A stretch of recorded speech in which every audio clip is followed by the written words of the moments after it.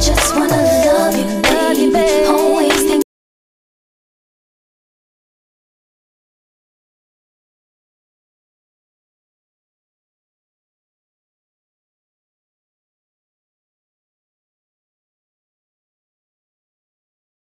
J'espère que vous avez passé une bonne journée. Nous, oui. Là, je viens de coucher Andrea. Je vous cache pas qu'en ce moment, le soir, pour faire manger, c'est compliqué. Je pensais que c'est parce qu'il était KO, parce que c'est vrai que à la crèche, comme je vous ai expliqué, il ne dort pas du tout. D'ailleurs, cet après-midi, on a eu le petit rendez-vous avec sa maîtresse qui nous a expliqué que franchement, il était hyper agréable, il était tout le temps souriant, il est très sociable, il joue énormément avec les autres enfants, il se développe hyper bien, il apprend très vite, donc ça c'est cool.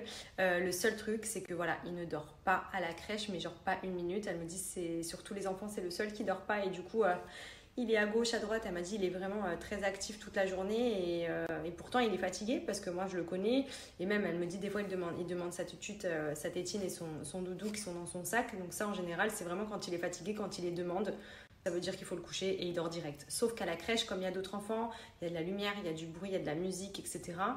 Impossible pour lui de dormir, mais ça on le sait parce que déjà avec nous, on le connaît par cœur. On sait très bien qu'à partir du moment où il est KO, il faut vraiment qu'on soit à la maison, qu'on le mette dans son lit, dans le noir, qu'on ferme la porte. Et là, il dort sans souci. On le voit le week-end quand il est avec nous à la maison. Il dort jusqu'à même facilement 2 heures de sieste. Donc c'est énorme comparé à 0 minute à la crèche.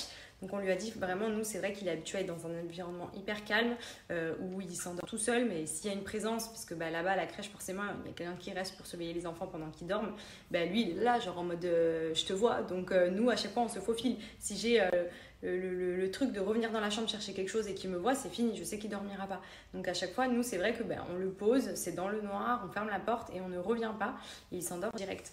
Donc c'est un peu compliqué parce que du coup ça fait que quand on le récupère il est cuit, sauf que comme il est 5 heures, on va pas le coucher à 5 heures en rentrant, donc il faut le tenir jusqu'au soir, mais du coup il est ronchon.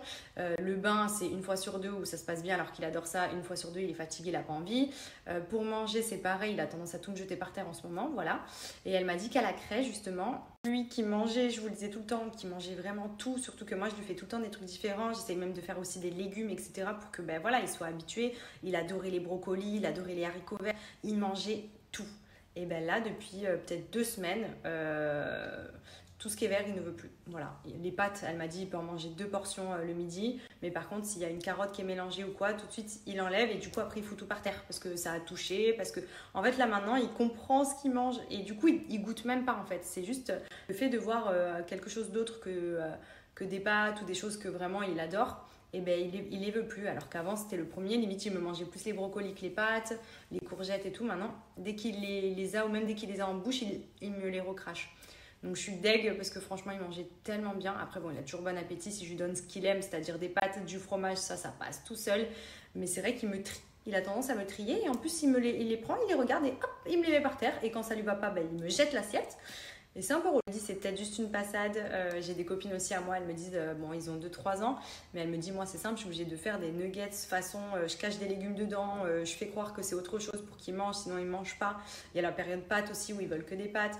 Mais c'est vrai que c'est trop frustrant parce que moi il mangeait tout, vraiment je l'ai tellement habitué à tout manger quand il était petit que des fois je lui faisais des plats, même moi je me disais ouais bof, genre les légumes verts et tout, il les mangeait genre il dégustait. De toute façon vous l'avez vu, à chaque fois quand il mangeait, même il kiffait, il adore manger. Mais là ouais, on est contraint de lui faire des choses vraiment basiques, sinon il n'en veut pas trop. Et comme à la crèche on lui prend les repas là-bas, parce que vu qu'ils font des petites recettes sympas et tout, je me dis c'est cool, ils lui font des choses que moi je vais peut-être pas faire à la maison. Il mangeait tout aussi, et là voilà, il commence à devenir plus exigeant. Et va falloir qu'on essaye de le faire quand même goûter, parce que du coup il ne veut pas, il ouvre pas la bouche. Voilà, il me fait ça comme ça, il veut pas tester. Et du coup après ça l'énerve, donc il me jette la cuillère, l'assiette, enfin bref. Un peu relou quand même. Enfin sinon à part ça tout va bien, donc c'est l'essentiel. J'ai posé aussi la question à la crèche, parce que c'est vrai que nous forcément à la maison on lui parle que français, et franchement il comprend tout.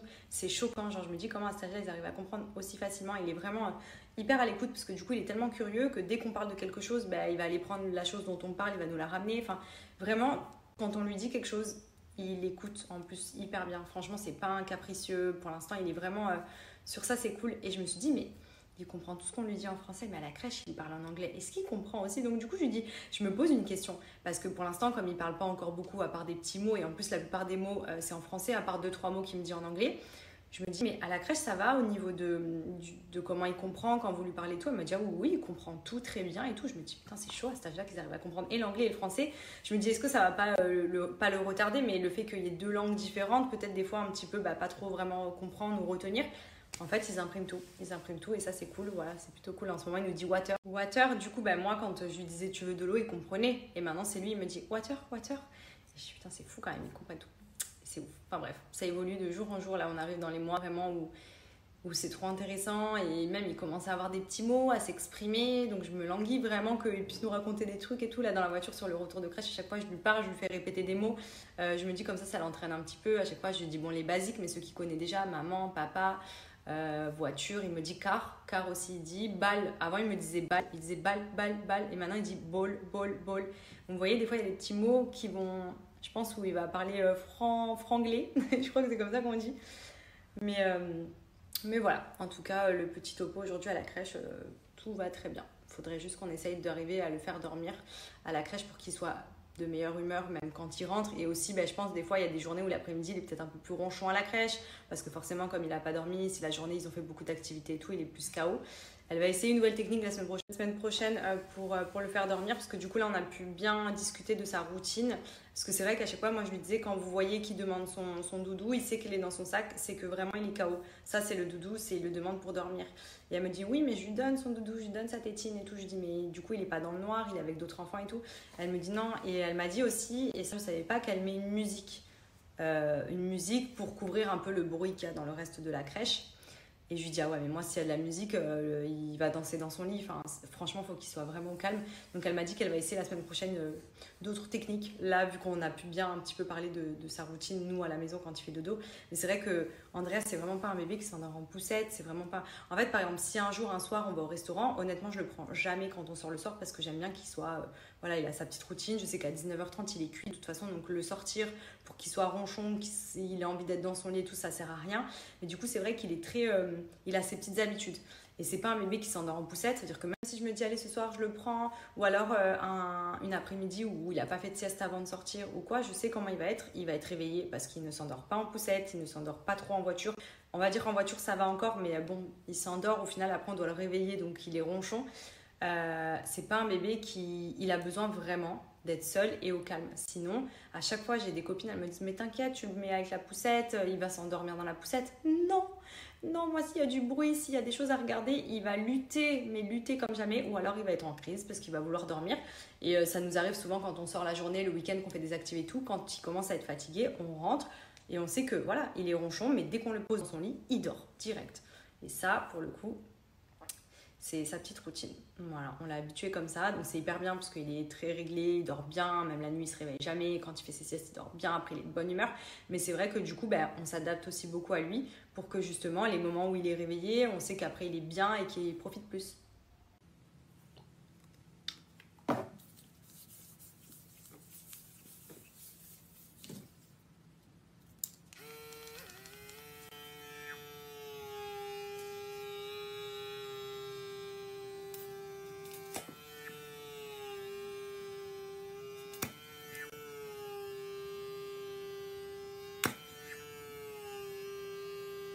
Bref, je ne vais pas tarder à les faire à manger. Avant ça, je voulais en profiter pour vous redonner l'offre pour C'est le Blue, c'est les Women's Day. Qui dit Women's Day dit des promos de dingue puisque les femmes sont mises à l'honneur. C'est nos journées. Il y a jusqu'à moins 80% sur le site et avec mon code promo, vous avez jusqu'à 10 cadeaux offerts. Et aujourd'hui, je vais vous parler de la gamme Cellulite parce que je sais qu'il y a plein de filles qui me demandaient un petit peu ce que valaient les produits en termes de produits Cellulite. Déjà, petite ventouse. Petite huile. Ça, c'est vraiment le basique. Honnêtement, vous avez des packs où vous avez tout, mais l'huile et la ventouse, c'est vraiment l'idéal pour battre les capitons. Vous avez juste à l'appliquer. Je vais vous faire une petite démo. Et la ventouse, c'est pour le côté flemmard, si on n'a pas envie de faire manuellement les mouvements. Honnêtement, c'est top. Et en plus, pour le coup, franchement, elle accroche tellement bien la peau. Ça vient vraiment vous casser tous les capitons. C'est radical. Ça, c'est hyper important. Vous avez aussi pas mal de petits boosters comme ceci que vous pouvez appliquer en plus de votre crème. Quand vous appliquez, vous mélangez. C'est comme un sérum. Et ça, c'est un spécial jambes lourdes, mais vous avez aussi brûle-graisse. Enfin, vous en avez plein. Et ça vient aussi aider à atténuer un peu plus. C'est un booster vraiment ajouté. Les produits sont vraiment géniaux. Peu importe les gammes, honnêtement, moi, je les ai toutes testées. Je suis passée par tous les stades. J'avais besoin de gamme Vergéture pendant ma grossesse.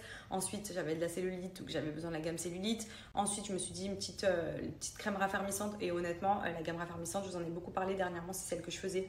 Génial, j'ai vidé mes peaux, d'ailleurs c'est pour ça que là les peaux, ça y est, ils sont vides. Les crèmes, je me les applique tout le temps, la peau elle est beaucoup plus ferme, beaucoup plus élastique. Et la gamme cellulite, vraiment, si vous avez des capitons ou avant l'été, vous le faites, franchement sur 1 ou 2 mois, vous allez voir, les résultats sont dingues. Et vraiment, la ventouse, c'est un petit plus qui va vous aider à vraiment attraper les amas graisseux et pas vous fatiguer, parce que quand on se le fait tout seul, on le fait 2-3 minutes, après ça nous gonfle, on va pas se mentir. Que si vous avez la ventouse, vous mettez devant votre télé, hop, vous venez tout attraper, vous mettez vos huiles, vos crèmes, et franchement, pour la peau, c'est génial. Il n'y a pas de secret, je le répète, mais une bonne alimentation, du sport et surtout des bons produits, des bonnes crèmes, c'est comme pour le visage, si on a une bonne skincare, on a une jolie peau, et bien c'est pareil, il ne faut pas négliger aussi le corps, la peau du corps. Il y a plein de produits sur le site. Donc regardez, je vous mets le lien du site. Il y a des promotions de partout, notamment sur les packs complets. Franchement, c'est le moment de recharger. Vous avez jusqu'à moins 80% sur le site et vous avez également un petit code promo qui vous permet d'avoir 10 cadeaux en plus. Et vous voyez les packs cellulite. Alors celui-ci, vraiment, il est méga complet. Pour le coup, vous avez vraiment tout. Vous avez les produits à l'unité. Enfin, vraiment, profitez-en. Je vous mets le lien en swipe up. Donc le sérum magique, vous le disposez sur la brosse à dents, c'est un sérum violet et vous voyez, ça va venir, regardez, moi j'ai déjà les dents hyper blanches et vous allez voir que de manière immédiate, par exemple pour une soirée, pour un événement, ça vient donner les dents encore plus blanches. Donc hop,